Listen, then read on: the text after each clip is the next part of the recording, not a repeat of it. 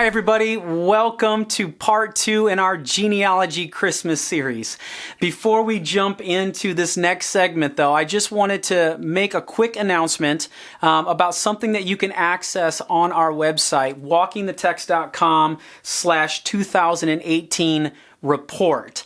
So one of the things that we did is we put together a 10-page PDF, a lot of white space, a lot of pictures, a lot of stories, to just talk about how God has used walking the text over this last year. So what kind of got us in this frame of mind was Giving Tuesday, end of the year donation. And as my wife and I were just talking, whenever it comes to us giving to a cause or an organization, we always ask 3 questions. The first question we ask is, are we passionate about this? And that's really important because there are so many wonderful organizations out there doing amazing things. And sometimes people are like, you should give to this cause because look what it's doing. And there are just too many, right, to give to or to even give attention to, let alone give to itself. And so one of the big things my wife and I always ask ourselves is, are we passionate about this? Because we ultimately want to give towards something that we're passionate about, that we think can be helpful. And that leads to the second question, which is it having an impact? It might be a really great idea, but if nothing is really happening, then that's a discouragement for us. And so we always want to talk about in terms of we want to give to something that's having impact or that our gift can help have an impact. And then the third is God calling us to give to this particular cause or organization? And those 3 are kind of how we run our litmus test for what we give to. And as I was just kind of sitting back and as we're talking about what we're giving to here at the end of the year, what dawned on me is that really an organization can only help you with the second thing, and that is helping you to understand what kind of impact is going on. Now, you know for yourself what kind of impact is happening to you through that organization, but we also wanted to provide something that says, here's how God's been using Walking the Text, since its launch this past February over this last year. And perhaps in a way, God will use it for you to give, but for the rest of us or for all of us, like what I wanted it to be was just an encouragement of just how God is using the text in context, because that's something that obviously I'm passionate about. You're listening or watching because you're passionate about this. And so this is not, hey, give to us here. It's, hey, take a look at what God is doing.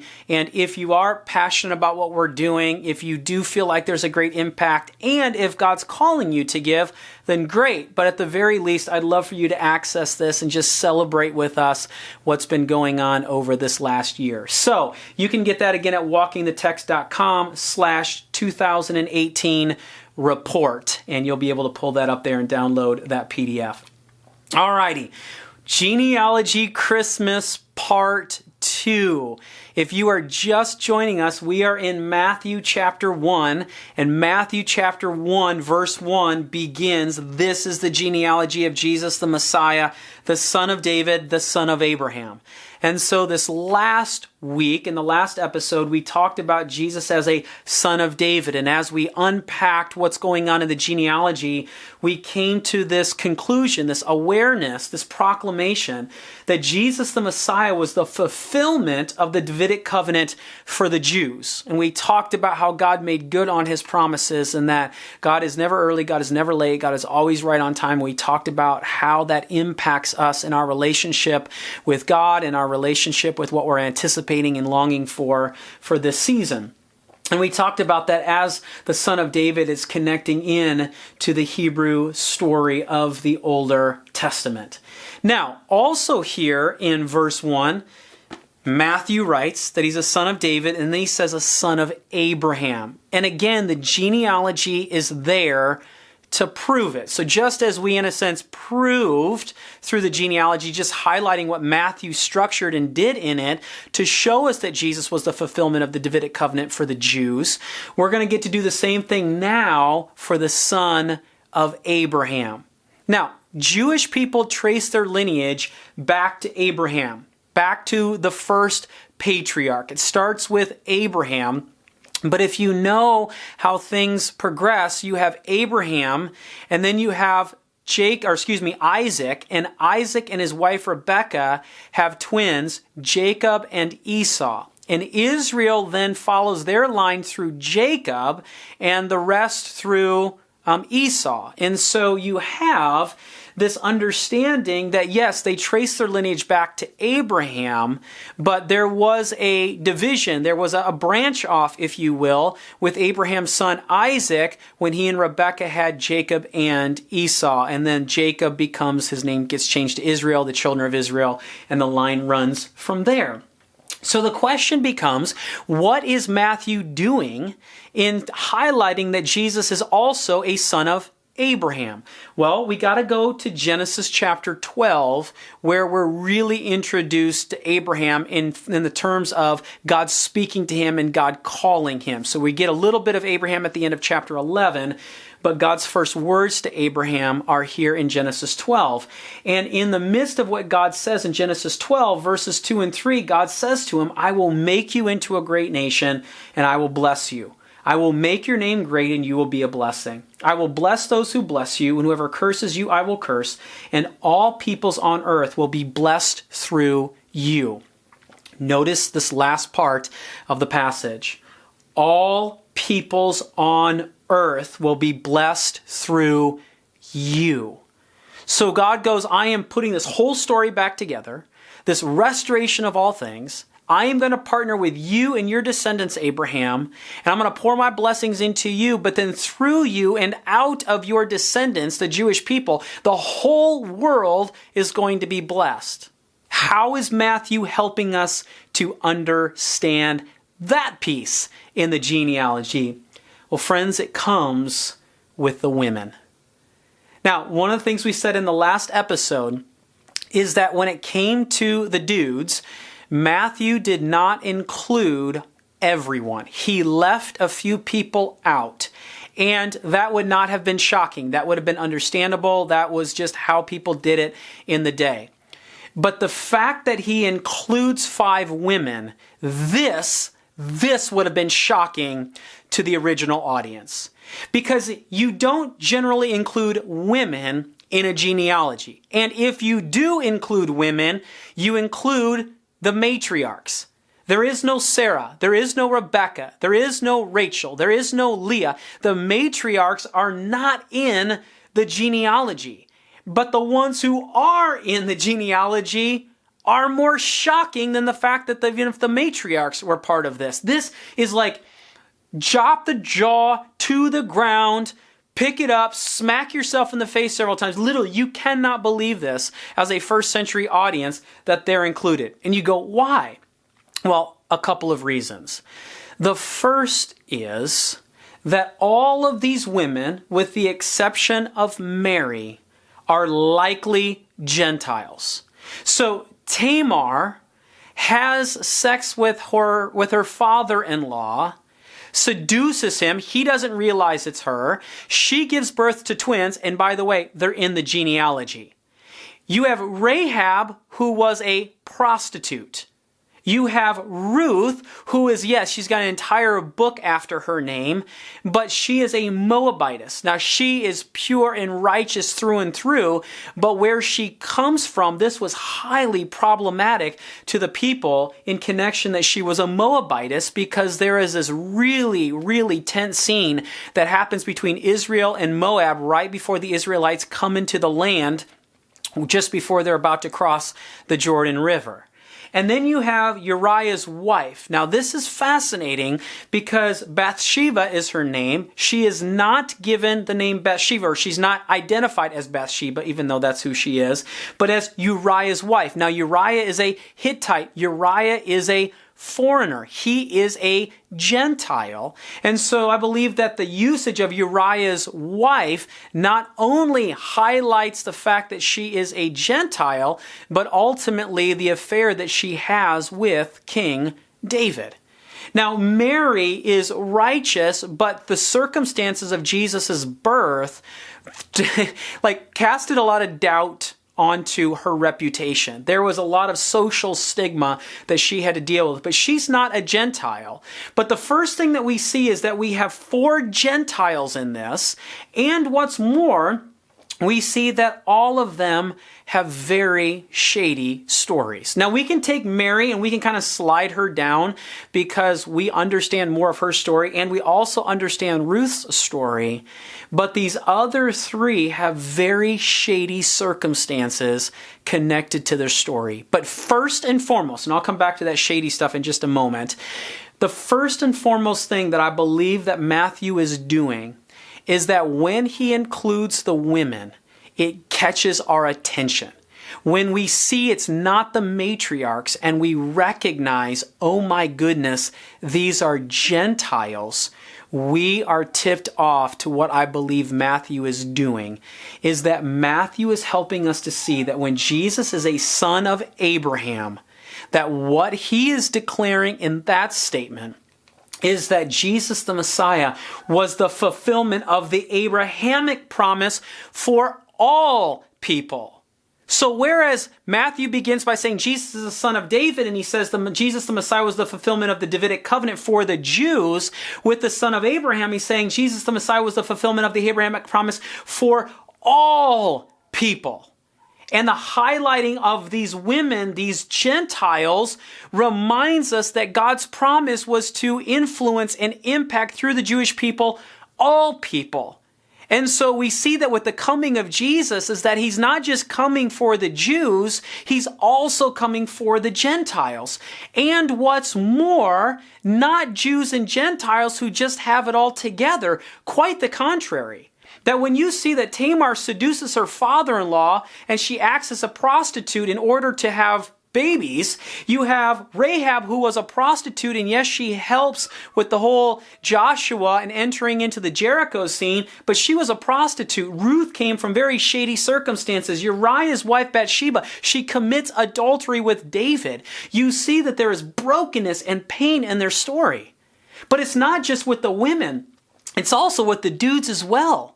That you can go through each of these and you can go, man, they had highs and they had lows. And particularly King David, who the genealogy is structured around. Like you see that David commits adultery. He commits murder. His family is a mess. He goes to his deathbed and handing his son Solomon a hit list. I mean, the brokenness and the pain is pervasive. And friends, that is the point.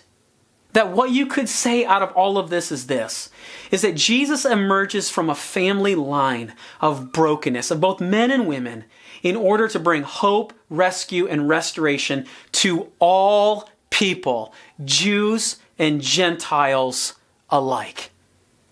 That Jesus' family heritage is messed up. And yet that's exactly one of the things Matthew wants us to see in all of this. Yes, he's the fulfillment of the Davidic covenant. Yes, he's the fulfillment of the Abrahamic covenant. And it's for all people, but it's for people who don't have it all together. That you could say this, that Jesus' family heritage reminds us that everyone is welcomed to be part of God's family, no matter how messed up our past or our present may be. Friends, this is the good news around Christmas. This is a genealogy Christmas. Is that Jesus doesn't come just for the Jews. He doesn't come just for the wealthy. He doesn't come just for the people who have it all together. Jesus comes for all people. He comes as someone who brings hope and rescue and restoration, because friends, we all need this in our lives. We all need the hope and the rescue and the restoration that Jesus brought, yes, on the cross and in the empty tomb, but in our lives today, right here, right now, the brokenness, the pain, the heartache, the broken relationships, the strained realities that we experience. We need Jesus to do that in our lives. And so this Christmas season, this Advent season, we're reminded that Jesus is a son of Abraham, that he has come for all people, and that he's going to bless all people because he is the fulfillment of God's promise to Abraham when God says, I'm going to bless you, and the whole world's going to be blessed through your people. Jesus comes from the Jewish people. He is the son of David, but he's also the son of Abraham. And it's a reminder again to us that everyone is welcome to be part of God's family. And so as a way of taking this home for us, if you will, let me just ask you a question. Do you believe that this is true? That everyone is welcome to be part of God's family? That God not only loves you, but he also likes you. This is something that someone said to me not long ago. They go, I know God loves me because that's what God is, but what I question is whether God likes me. That there is so much going on in my life that I just can't get right, and I'm feeling this brokenness and this pain and this just frustration, and I just feel like God is just annoyed and just angry at me, and I'm like, no, like that's not the case at all. And Christmas reminds us of that. That everyone is welcome. God not only loves you, God likes you, and God wants to be part of your story. Jesus wants to be part of our story because with Jesus comes hope, rescue, and restoration. Without Jesus, we are without hope, without rescue, without restoration. That this is what Jesus amplifies and brings to reality in our lives. And so, but people, we've got to believe this through and through. That we are welcome, that God says you are welcome to be part of my family. But I would then also ask the question is, do you believe this is true for other people as well? Particularly for those people that annoy you, or anger you, or just make your life miserable. Do you believe that this is true for them as well? And if so, how are you modeling that in your life? How are you loving them well? And let's just take this one layer deeper. How are you helping other people affirm this reality in their lives? So I think about this with respect to my kids. One thing that's so fascinating is kids when they're young, like they're accepting of everybody. Like doesn't matter social status. It doesn't matter what color they are. It doesn't matter what they're wearing. It's like there's another kid and I'm a kid, so let's just play. Let's have fun. But as kids grow, as we continue to grow up, all of a sudden we start seeing distinctions. They get pointed out. Well, they come from this part of town, or they're from this family, or look what they're wearing, or look what so-and-so said about them. And all of a sudden we start finding ourselves going, well, I'm a little bit superior, or maybe God's grace doesn't extend to them. In subtle ways, we don't affirm this reality. And it's our responsibility as leaders, as people that we lead, teams that we lead at work, or people that we lead at school, or kids that we have, to remind them in all sorts of ways that all are welcome to be part of God's family, that none of us have it all together. And Christmas is a time where we're reminded, where God says to all of us, you are welcomed. In all your past, and all your present, and all the blunders, and all the brokenness, Christmas is a time that reminds us that Jesus came to bring hope and rescue and restoration. And he embraces us all, and he's calling us to do the same as well. So friends, I pray that during this Christmas season, that this would continue to be on our radar. That yes, God is never late, God is right on time, and God will fulfill his promises.